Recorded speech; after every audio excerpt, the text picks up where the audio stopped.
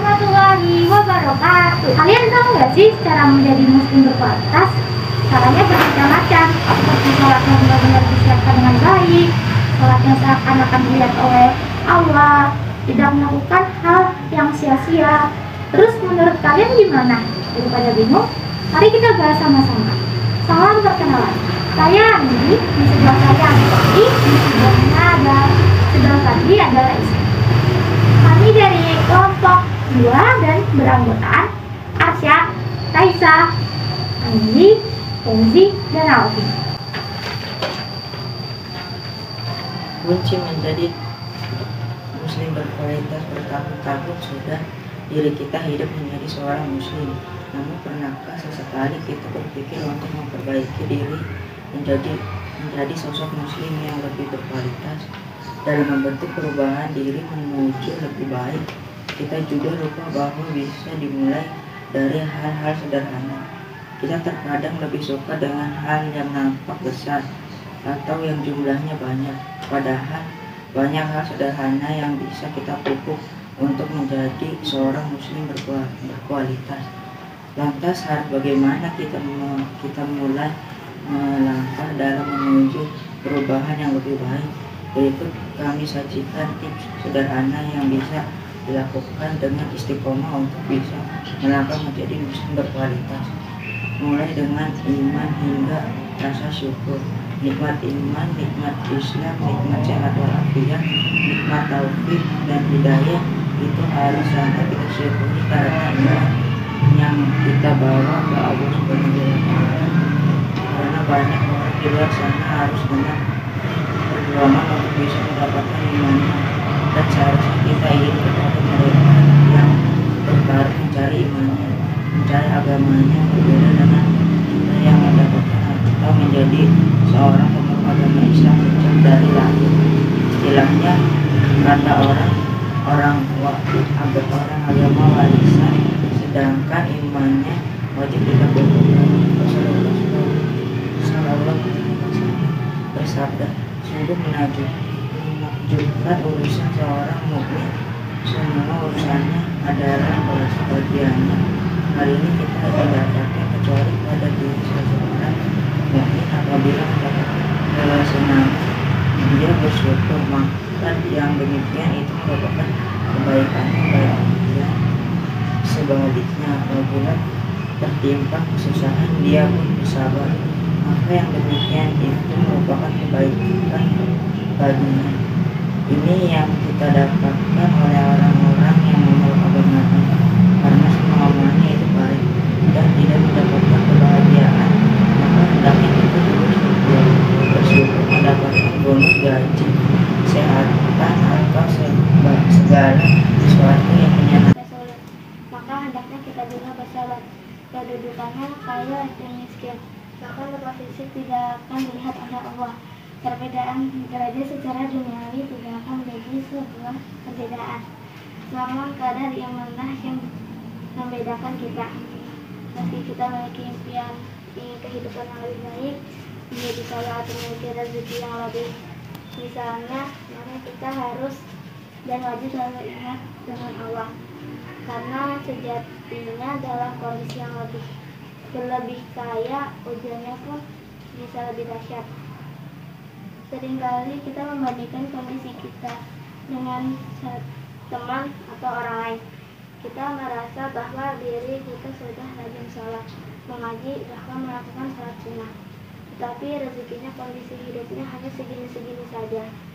Berbeda dengan orang lain yang biasa saja ibadahnya, namun kondisi hartanya berlimpah, keluarga terlihat harmonis. Padahal kita juga tidak pernah tahu ujian apa di balik hidup sempurnanya tersebut yang mereka alami. Allah sebenarnya rindu. Allah ingin selalu mendengarkan curhatan atau keperluan dari kita sebagai hambanya. Allah Subhanahu wa Ta'ala justru semakin senang saat mengetahui kita dengan penuh tulus hati, menceritakan segala kepada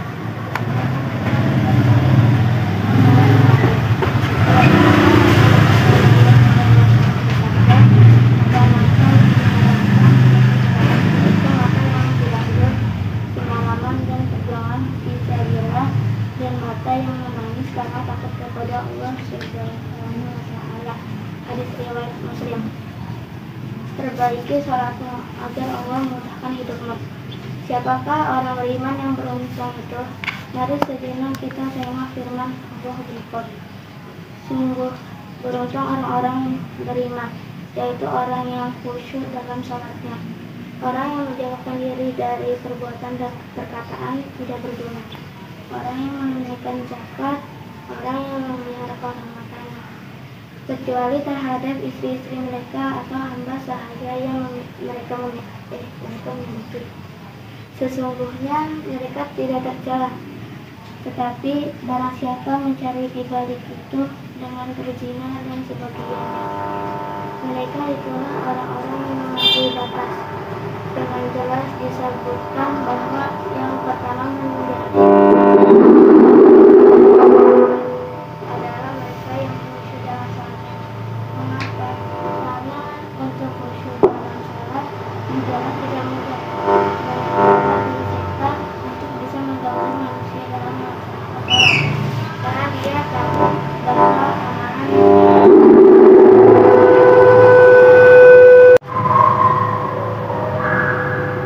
Allah Subhanahu wa Ta'ala berfirman, "Wailul lil musallin allazina hum an sholatihim sahun." Celakalah orang-orang yang sholat, yaitu orang yang lalai dari sholat. Surat Al-Maun ayat 4-5. Kita sering menggampangkan sholat sunat dan sendiri bahkan saat sholat, pikiran kita sering berjalan kemana-mana, memikirkan hal-hal duniawi. Tadi saya katakan agar sudah diganggu dan sebagainya. Padahal kita tidak Allah Subhanahu wa Ta'ala terima. Sesungguhnya kita juga tidak diberitahukan bahwa bila sholat yang baik, maka yang lain pun juga akan ikut menjadi baik. Namun apa parameter khusyuk? Imam Ghazali mengatakan bahwa sholat khusyuk itu dari salam sampai takbiratul ihram. Maksudnya apa? Yakni sholat yang mampu menjaga kita dari perbuatan keji dan mungkar, dari selesainya sholat hingga bertemu sholat kembali. Bukanlah menjadi sebuah jaminan bahwa dengan sholat dapat membuat kita dekat dengan Allah, bahkan bisa mengiring ke neraka karena kelalaian kita. Maka memperbaiki sholat menjadi kunci. Berikut tips sederhana untuk memperbaiki sholat. 1. Sholatnya benar-benar disiapkan dengan baik. Mulai dengan menyempurnakan wudhu, karena Rasulullah juga pernah bersabda bahwa dengan menyempurnakan wudhu dapat membuat dosa-dosa kita dihapuskan Allah dan diangkatnya derajat. Lalu gunakan pakaian terbaik, siapkan parfum bila perlu. Karena saat kita berada di luar rumah dan banyak beraktivitas, sedangkan kita harus menghadap Allah untuk sholat zuhur atau mungkin asar, maka kita hendaknya menyiapkan sebaik mungkin diri kita agar tidak mengganggu orang lain saat berjamaah dengan kalimat atau hal lain. Siapkan pula tempat sujudnya. Ini bertujuan agar kita nyaman dan berlama-lama khusyuk menerima Allah dan sholat. 2. Sholat dengan seakan-akan dilihat oleh Allah. Rasulullah SAW bersabda, apakah bisa itu? Dia menjawab, kamu menyembah kamu melihatnya. Maka jika kamu tidak melihatnya, maka sesungguhnya dia melihatmu. Hadis riwayat Muslim. 3. Tidak melakukan hal yang sia-sia. Disiplin waktu juga merupakan kunci. Orang yang beriman tidak akan menyiapkan waktu untuk hal yang tidak penting dan berguna dalam hidup dengan rencana dan target. Selanjutnya, bila ingin menjadi pribadi yang beriman, buatlah semuanya terdapat target nyata, bukan hanya sekedar tahun ini saya ingin menjadi lebih baik. Lantas apa? parameter lebih baik itu. Karena bila hanya kata-kata tanpa ada target atau angka yang jelas, bagaimana kita mengevaluasinya? Buatlah semuanya dengan memiliki angka sebagai acuan. Angka ini nantinya juga bisa membantu kita mengevaluasi diri sendiri. Sudah sampai mana perubahannya? Atau apakah sudah istiqomahkah? Kita bisa tahun ini targetnya bisa sholat malam 3 kali dalam 1 minggu dengan jumlah 2 rakaat dan 1 witir. Dengan begitu sudah jelas targetnya.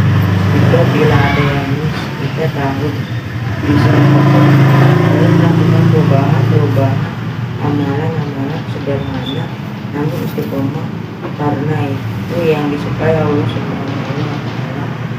Dan juga jangan salah sendirian. Tentunya kebaikan yang kita lakukan juga menjadi suatu hal persuasif di lingkungan kita. Sekian dari kami. Terima kasih. Wassalamualaikum warahmatullahi wabarakatuh.